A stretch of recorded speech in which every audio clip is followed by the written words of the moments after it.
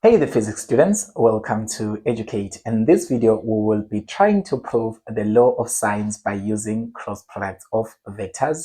Stay tuned. So remember that basically when we're having vectors, we can actually manipulate them to be able to form a shape. In this case, we've manipulated three vectors to be able to form a triangle. Basically, we are having the black vector that is moving from point A to point B. I can just call it vector AB. Then we're having the red vector from point B to point C. I can just call it a vector BC. Then another vector that is moving from C to A, the blue vector, which is vector CA. So now we have manipulated them to form a shape which is a triangle, a two-dimensional shape, remember? And we are trying to prove the law of signs. The law of signs, remember, it states that if we find the sine of one angle over the side that is opposite to that angle, this will equal to the sine of the other angle over the side that is opposite to that angle. For example, look at this. Sine of beta, this is beta, which is the angle, right? Over the side opposite to this beta angle, which is B, side B, is equal to sine of alpha over the side opposite to it, which is equals to A. Is also equals to sine of gamma over the opposite side, which is equals to C. So basically, this is what we want to prove, but we don't want to take a mathematical approach. We just want to use cross products. This is what you need to remind yourself. In a realistic sense, when we use cross product, the magnitude of the cross product of two vectors in a two-dimensional shape, it gives you the area. So basically, when you want to find the area for this two-dimensional shape, you can find the cross product, the magnitude of the cross product of any two vectors within that are making up the size of this two-dimensional shape. So basically, for me to be able to find the area, I can find the cross product. So the area, I can just open space here so that I can try to prove. So let's just say, for me to be able to find the area, I can say that the area is equals to the magnitude of the cross product of any two vectors. Let's just say I take vector AB and vector BC. So I can say the magnitude of the cross product of AB and vector BC. This will give me what? This will give me the area. But this is not only the only way to find the area. We can also pick any other two vectors here. I can take the red vector and the blue vector.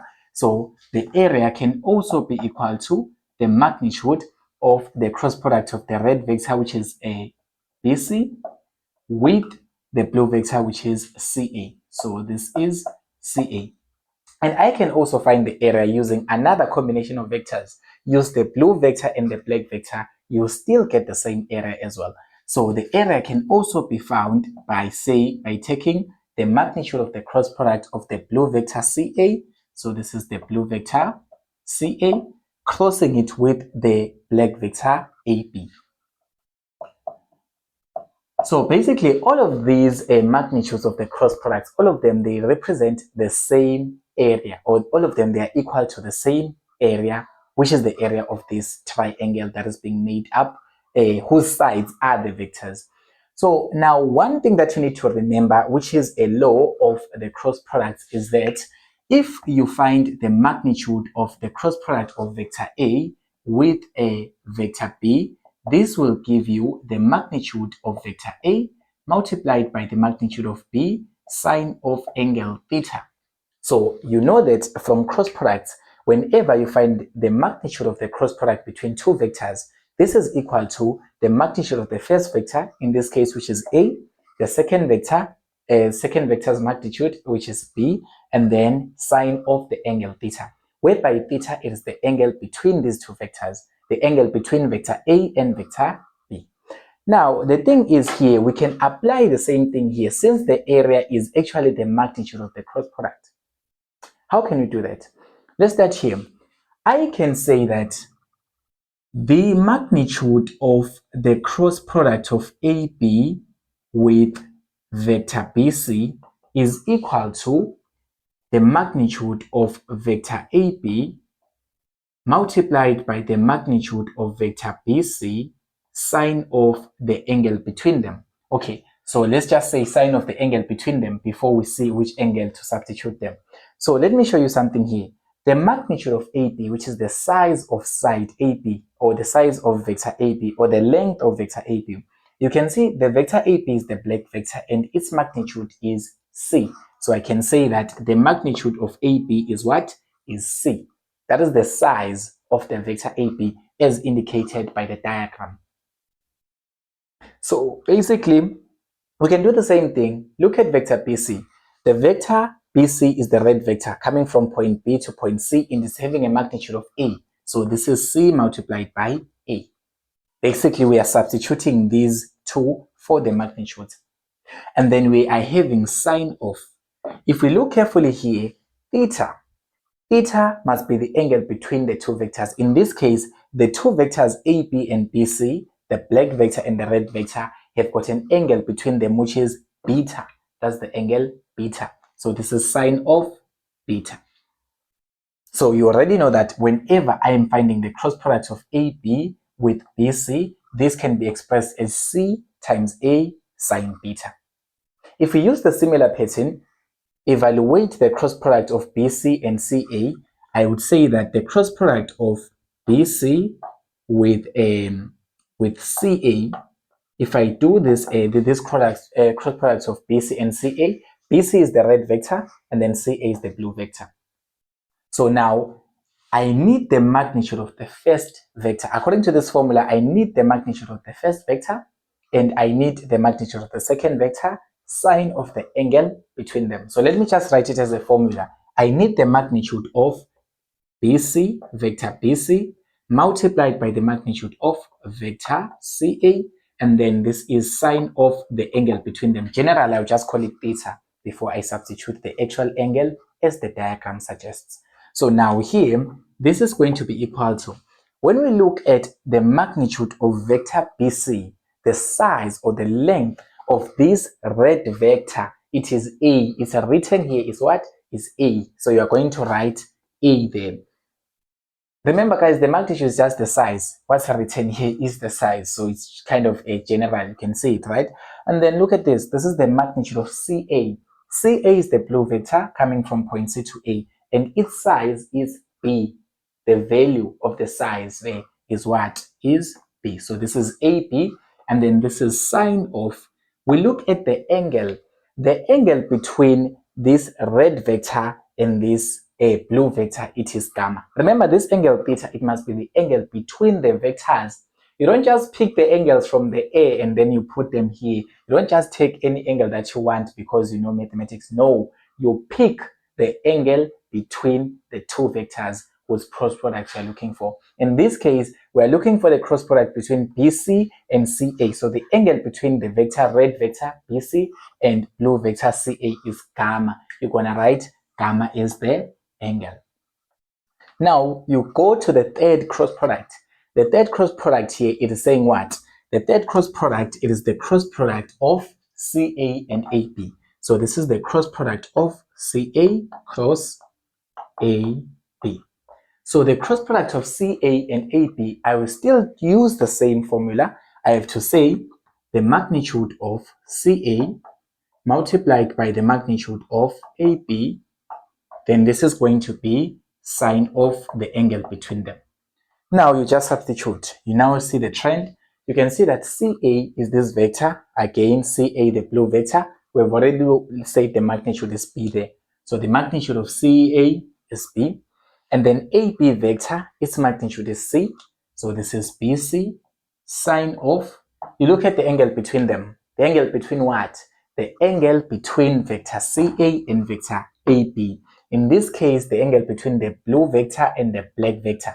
Where the blue and the black vector meet, they are separated by an angle alpha here. So this is sine of alpha. So now you have got a better expression for all these cross products. Now to reach the final step, you need to remember that all of these magnitudes of the cross products, they are calculating the same area. All of them, they're equal to the same area.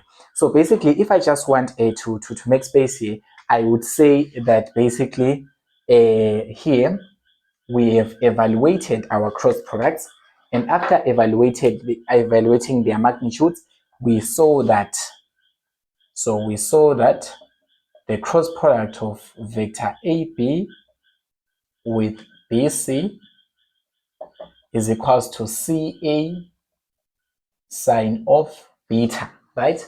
And we also saw that the cross product of BC, the cross product of BC and CA, we found that this is equals to AB sine Y. So this is AB sine gamma, And then the third one, we found out that the magnitude of the cross product of CA and AB, so CA and AB is equal to BC sine alpha. So this is BC sine of alpha.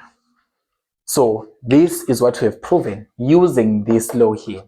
So now how do we then get to proving the sine rule from here? So to prove the sine rule from here, we need to recognize that all of these magnitudes of the cross products between any two vectors that are making up this shape is equal to the area. So we can say this and this and this, all of them, they're equal to one another because all of them, they're equal to the same area, right? So basically, I can say the area is the area is the area. So basically, the area is equal to the area is equal to the area. Either I use this magnitude of the cross product, or I use this one, or I use this one. So basically, the first one here it is saying CA sine B. So I will substitute CA sine of beta is equal to, and then the next one, the second cross product, which is the cross product of BC with CA, is saying AB sine gamma. So this is going to be AB sine of gamma. Is also equal to the third magnitude of the cross product, which is saying BC sine alpha. So I'll say this is also equal to BC sine of alpha. Then from here, I can be able to just divide by something so that I can remain with the formal sine rule, the law of sines, the one that you're used to. So here, if I'm going to divide here, so that I can just remember the law of sines, it has got only sine and an angle. So here I have to divide by what? I have to divide by A, B, C, so that I can get rid.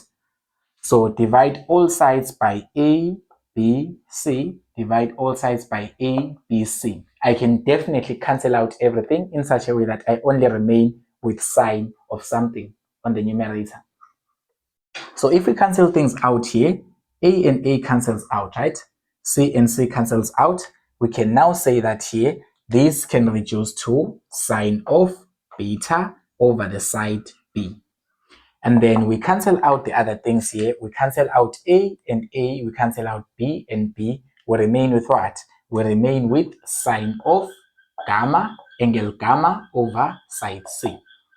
And then we do the same thing here. We cancel out B and B. We cancel out C and C because they're dividing with each other. We're going to remain with what? We're going to remain with sine of alpha over side A. And you can see that this is exactly the sine rule. This is exactly the law of sines that you have learned. So basically, this is trying to tell us that vectors, they can just act as regular sides of a shape. Because basically, you can prove all the mathematical concepts by just using vectors. Basically, vectors, they know how to act mathematically. So thank you so much for watching this wonderful video of physics students. Don't forget to subscribe to the channel. Tell your friends to also stay tuned.